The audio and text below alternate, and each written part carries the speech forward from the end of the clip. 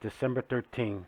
I don't know how to present it. Yesterday, I'll get to the comet in a little bit, but yesterday I was listening to this program, channel Now You See TV, and in it, listen to this.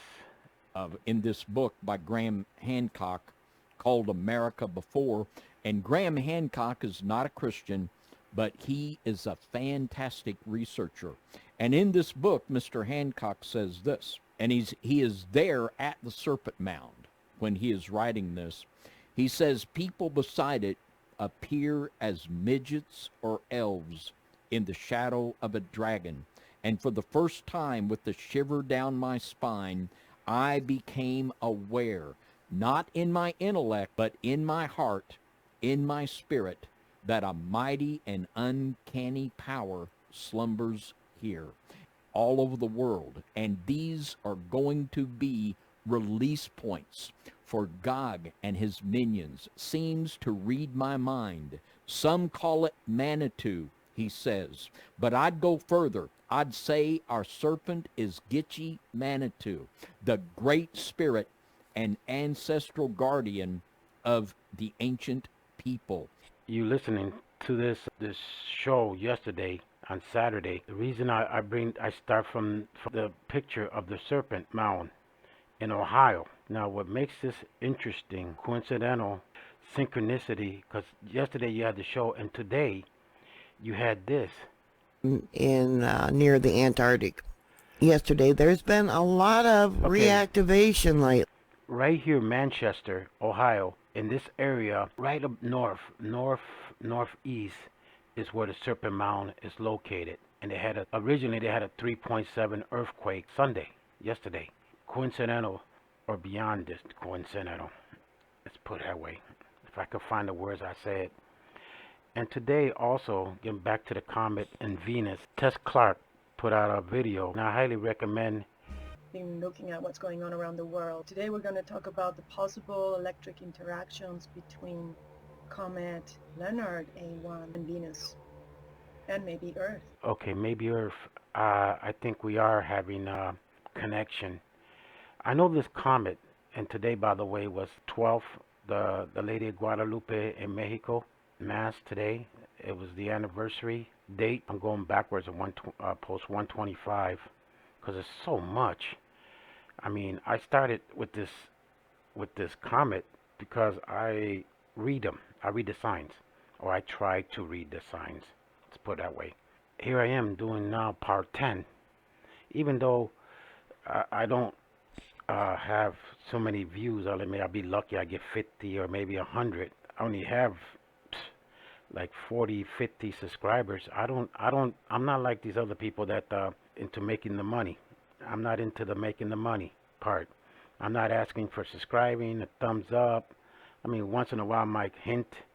I mean, I understand this is a business for a lot of people, and I mean they'll put some pictures out there that grab people in, and then they deceive you. I mean, we're living in a world of deception. Get the idea where Venus is getting closer. It's right now 52,731,000 and closing each minute. And I put this Soho.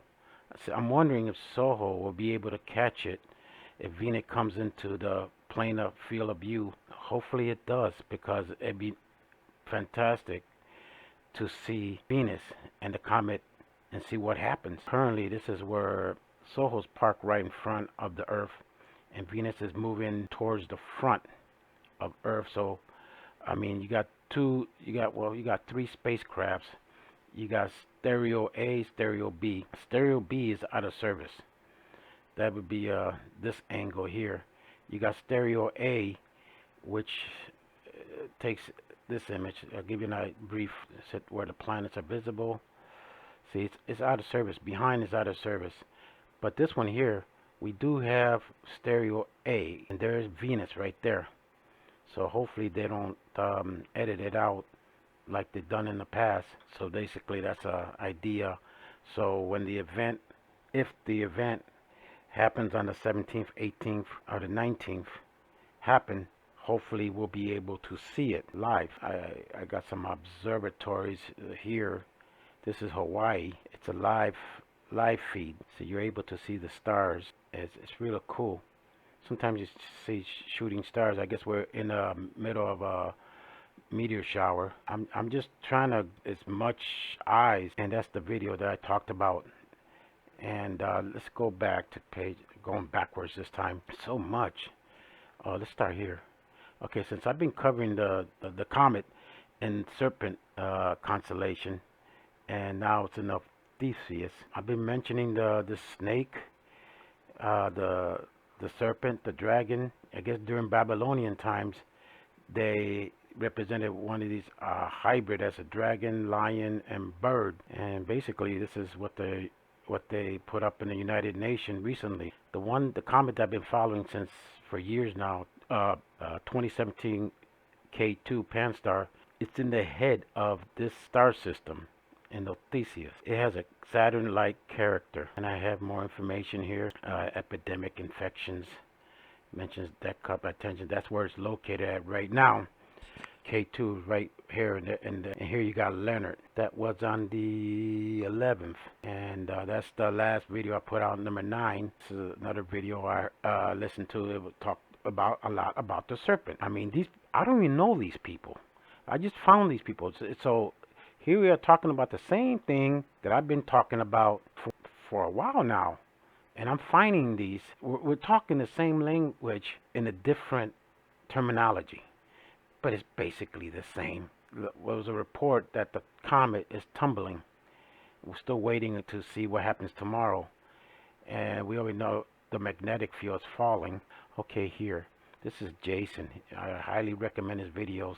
In the central United States, one of the storms is thought to have travelled over 365 kilometres, the longest continuous path of any tornado on record. No, he has something here in Rome. Footage just off the coast from Rome. This is, well, it looks like a massive tornado. It's actually over the sea, so it's called a waterspout. But an incredible footage there. Lasted for about 15 minutes, rumbling. Okay, Rome. I was just talking about the Rome. On my last video, I briefly mentioned about the Pope. We're all going to feel the ramifications of this. And what we're seeing right now with the wildfires and the massive hurricanes and all these catastrophes, it doesn't get better than this. Okay? It doesn't get... Yeah, he laughs like it's funny. To them, it's funny. Look at that look. Okay, past interactions. I had a lot of data destroyed. So, I mean, I used to collect all this stuff. And in 2013, on May 17th, we had a solar flare. And here's the spacecraft that caught it. You know, there was beams shooting upward. It was like, I caught it and pasted it. And at the same time, there was a comet overneath Comet Pan-STAR, and I wish I had the number of the comet, which shot a beam straight down, and it was located above the sun. Far. I mean, it wasn't even close, you know, but yet they had some sort of interaction with each other.